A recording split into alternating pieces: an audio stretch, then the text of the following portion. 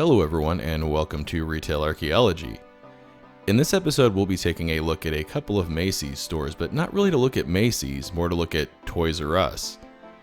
The last time I was at a Toys R Us, this is what it looked like, unfortunately. This is footage I filmed back in 2018 when Toys R Us was in the process of closing all of their stores in the United States. Even though the Toys R Us stores are now all gone, the IP is being licensed out for things like these new pop-up Toys R Us stores inside Macy's. These pop-up shops opened up inside Macy's in October of 2022 in order to take advantage of the holiday shopping season, and there's supposed to be about 450 of them total across the United States.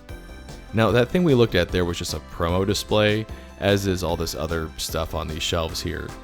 The actual pop-up shop is further back into the store. But this is a little confusing. I could see how some people may confuse that for being the Toys R Us pop-up shop. But it's actually, like I said, all the way down this walkway towards the other side of the store. And here it is. You can see the big Toys R Us sign hanging there, and they've got a Jeffrey giraffe. My first impression was this was a lot smaller than I expected it to be. This is at the Macy's at Santan Village in Gilbert, Arizona, and I did a video about a year ago covering the fact that they were going to be opening these Toys R Us shops in Macy's this year. And they had a toy section over here with a couple little Toys R Us promo signs, but I think that toy section might have been bigger than this actual Toys R Us pop-up shop. There are a handful of these pop-up stores that are around 14,000 square feet, and from what I understand feel much more like a store within a store, but most of them are smaller like this one. And I gotta say, this is a fantastic piece of merchandising here. This is really giving me the illusion of Toys R Us, this cardboard display here in the corner. Joking aside though, that's one of the main reasons why I wanted to check these out, is I wanted to see if it actually felt like a Toys R Us. I also wanted to make sure and look at more than one, so this is the first Toys R Us pop-up shop we'll be taking a look at, but then we'll take a look at one in a more traditional mall. This Macy's location is in a standalone building, and it's a lot smaller than Macy's stores that are attached to traditional indoor malls, so I thought maybe that's why this Toys R Us section felt small. Maybe they just made this one particularly small because it's a smaller Macy's store. We'll see if that's the case at the next one we visit, because it is a much larger Macy's store. As much as this isn't great in my opinion, it is nice to see the big Toys R Us logo again and Jeffrey the giraffe there. But then a lot of the nostalgia goes away when I see them doing things like trying to unload clearance pool stuff from the summer. Nobody wants pool toys right before Christmas. Now here's something interesting. Here's some FAO Schwarz branded toys that are 50% off. And I remember seeing these in the Toys R Us stores back when those were open, so I wonder if this is old inventory that's being unloaded. I noticed the 50% off price tags say Last Act on them, which is the name that Macy's uses for like their clearance and overstock sections, so that kind of makes me feel like that's old overstock as well. Oh look, they've got a cute little Jeffrey the giraffe hanging here on the register. As I swing around here, you can see how small this Toys R Us store within a store is, and I keep seeing that verbiage used in reports, store within a store.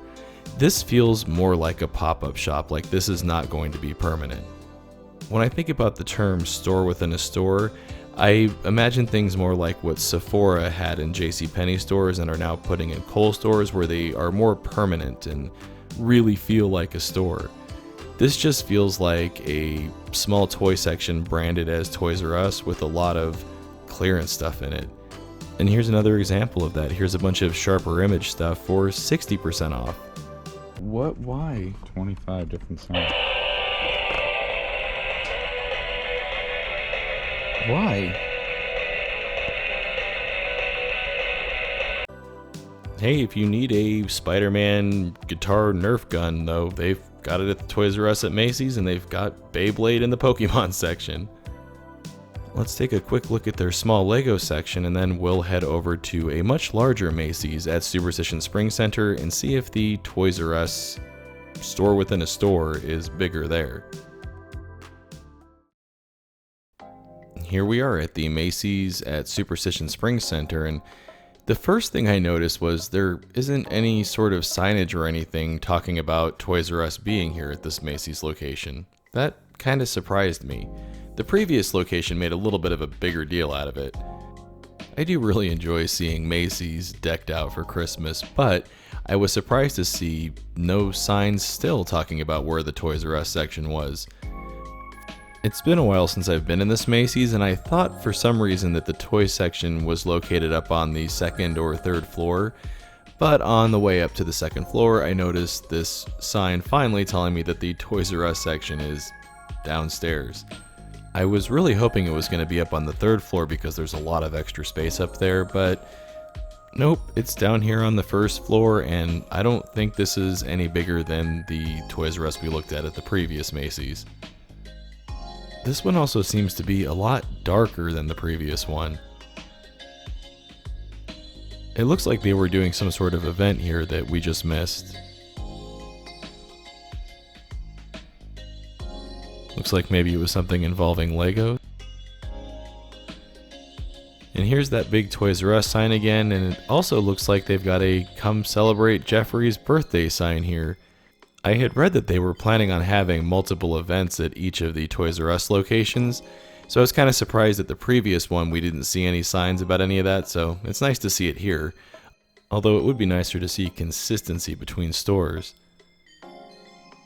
You can tell this is a much older Macy's because it's got that classic worn out department store carpet. This really does feel more like it's shoved into a corner of a store than the previous location did. They've got a lot of the same toys that Toys R Us would have carried, a lot of the same brands like Lego and Nerf and Hot Wheels and Disney stuff, and there's a lot of Toys R Us signs all over the place, but this just really doesn't feel like Toys R Us. I'm really interested to see if this has the intended effect of bringing more people into Macy's during the holiday shopping season. I mean, it might. Nostalgia's a hell of a drug. Speaking of nostalgia though, something that I'm really missing here is video games. Video games were always a big part of the Toys R Us experience, and I was really interested to see if they would have them here, but they don't. Now, seeing this reminds me of the Imaginarium stores that used to be at the mall, which reminded me that there used to be some Toys R Us mall stores. This is some footage that I filmed of a Toys R Us outlet store at Arizona Mills Mall. Now, this store closed along with all the other Toys R Us locations in 2018, but the reason I'm showing it is that I really feel like something like this would be a better use of the Toys R Us name. Remember, Toys R Us didn't fail because they weren't selling enough toys, they failed because they were overloaded with debt from being purchased via a leveraged buyout. There's still a market for toys and people are still buying them. If the current owners of Toys R Us are really serious about bringing Toys R Us back, I think a better use for the name and a better place to get started would be opening mall-sized stores in successful malls instead of pop-up shops inside of dingy old department stores like this one. The first location looked nice enough even though it didn't really feel like Toys R Us, but this is one of Macy's older locations in the Phoenix area, and they have really started to let some of these older locations go. I don't think we'll ever see a full-sized Toys R Us ever again, or even any toy store of that size.